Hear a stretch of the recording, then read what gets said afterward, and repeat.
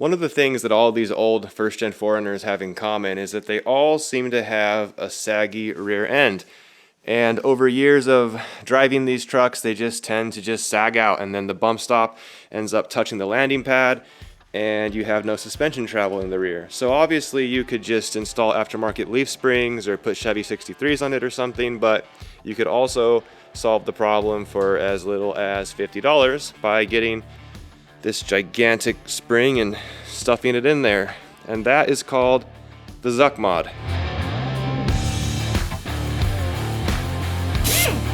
Alright, so before installing the springs, we have 31 5/8 of clearance from the ground to the fender.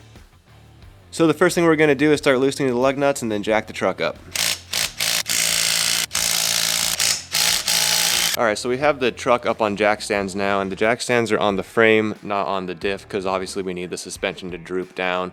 So if the suspension were more compressed, what happens is the bump stop hits the pad because there's only about that much space in between the two.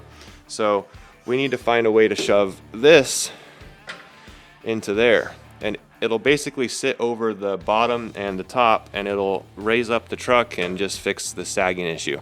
The first thing we're going to do is remove the shock. As you can see, it's fully extended, so it's actually working as a limit strap, and that'll give us more space in this area to try to get that spring in there. We're going to want to put a jack under the axle for this part so we can relieve some of the stress on that shock.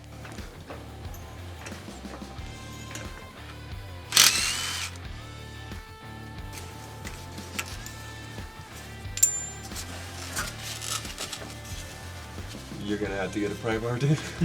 That's not coming off on its own.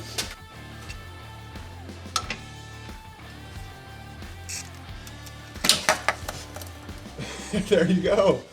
With the shock off, when I lower the jack, it'll be the full droop of the leaf spring, not limited by the shock. So now we have a little bit more room in there.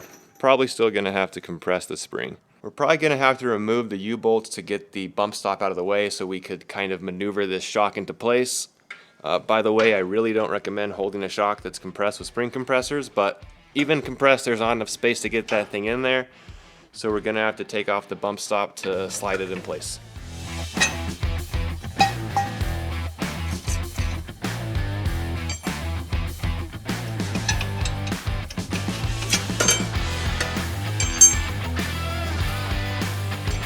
Okay, so we got the spring on. As you can see, the bump stop is inside of it now. So we removed the U-bolt so that we could get the bump stop in there. And this U-bolt is now going to sit in the same spot it did previously, of course. We're just gonna put it right there. Have to lift the spring a little bit to get it in. Hard to do one-handed. Just like that, and then the U-bolts will bolt in just like they used to, and we'll go ahead and put everything back together on this side.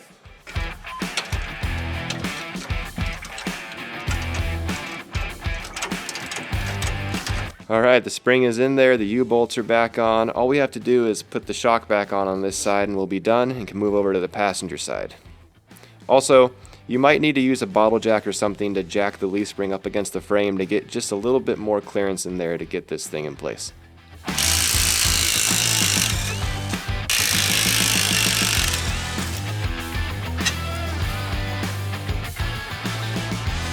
So we just got the spring in on the passenger side, and this is what I was talking about before, how you might have to put a bottle jack in there to get more space in between the leaf spring and the frame. Even with the spring compressed quite a bit, there's still not enough room to get it in there, and I'd rather use this sketchy situation than compress the spring even more. So this is how we did it. You can do it however you want. This is what worked for us.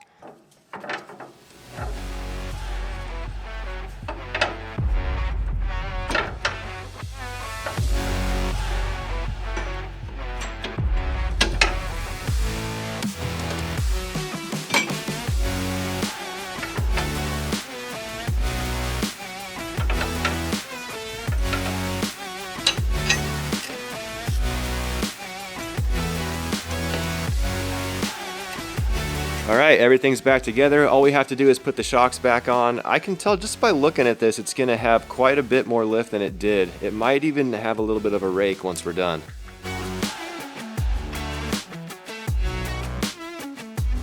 So we just got the truck back down on the ground. We're at 36 inches now from the ground, which is about 4 3/8 higher than it was when we started. A little bit of a rake compared to the front, which is at around 35 3/4, but not too noticeable. Overall, a really easy install. Alright guys, that's going to wrap it up for this video. This is a really cheap and easy mod for leveling out one of these older 4Runners. If you like this content and it was helpful, feel free to like, comment, and subscribe, and I'll catch you guys on the next video. Later.